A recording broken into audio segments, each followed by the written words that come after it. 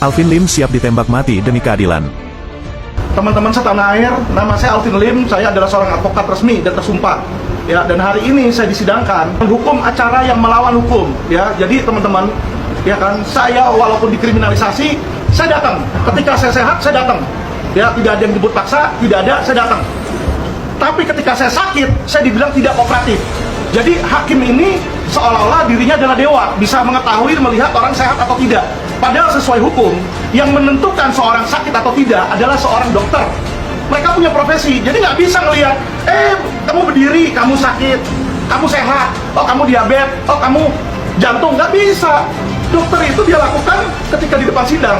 Itu bahkan mereka bawa loh dokter dari rumah sakit Adiaksa, 3 orang tim, dan mereka bilang saya sakit. Dan dokter sendiri yang bilang saya parah dan akhirnya dibawa ke ICU di rumah sakit Adiaksa. Itu saya dibilang tidak kooperatif. Jadi mereka bingung kalau ada orang hari ini sakit, besok sehat katanya.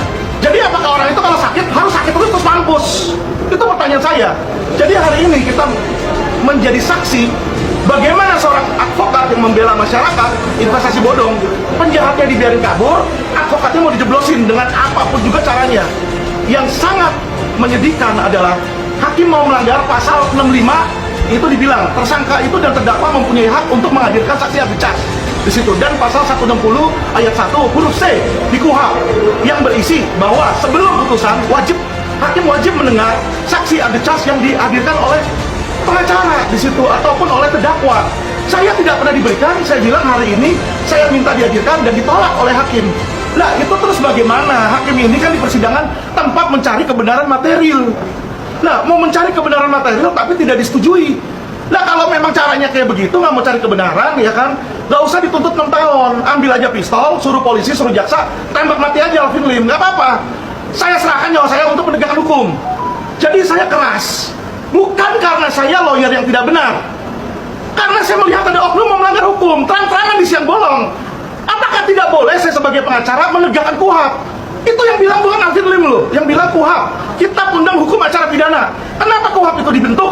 KUHP dibentuk untuk melindungi hak asasi manusia. Di mana seseorang ketika menjadi tersangka atau terdakwa, hak-haknya itu banyak yang hilang, teman-teman. Disitulah makanya hukum memberikan limitasi. Nah, sekarang Indri Surya bisa dilepasin dari penjara bebas demi hukum, penjahat aja dikasih privilege-nya.